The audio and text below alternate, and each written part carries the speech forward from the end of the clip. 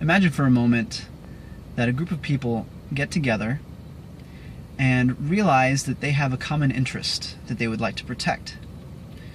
And so to that end, they create an organization and give that organization the power to protect their common interests, and appoint leaders and authorities within that organization. And so the organization moves forward and starts doing that. But soon it becomes apparent that the leaders of the organization are making a number of decisions that actually are harmful to people outside of the organization, directly harmful. But the members of the organization realize, well, that's how the world works. If they want someone to fight for their interests, they need to create their own organization, they need to make similar decisions. That's just tough. That's the way it is. Okay?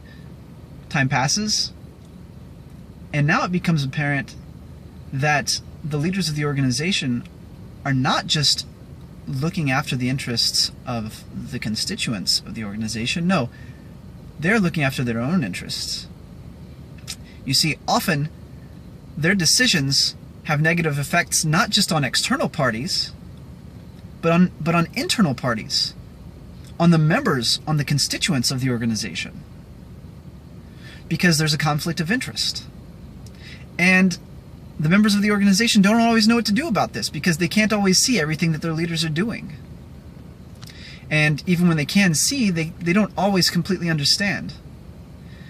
Now, what kind of organization is this? Am I describing a corporation or a government? In truth, I'm describing both.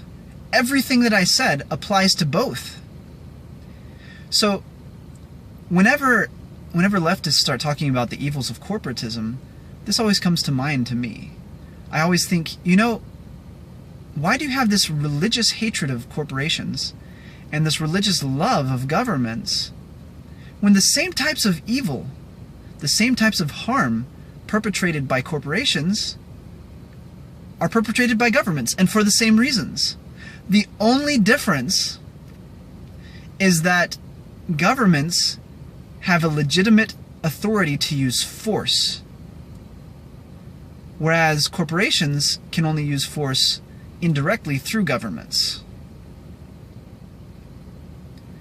Now, people will try to say, oh, but governments, they represent everyone. No, they don't.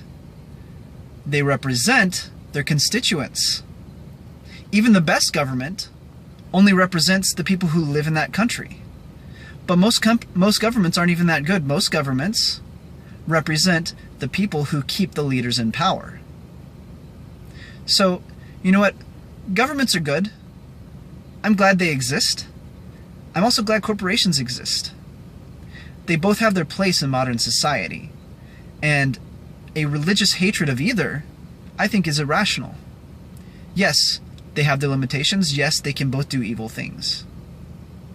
But we should have a realistic understanding of the limitations of both, not just of one.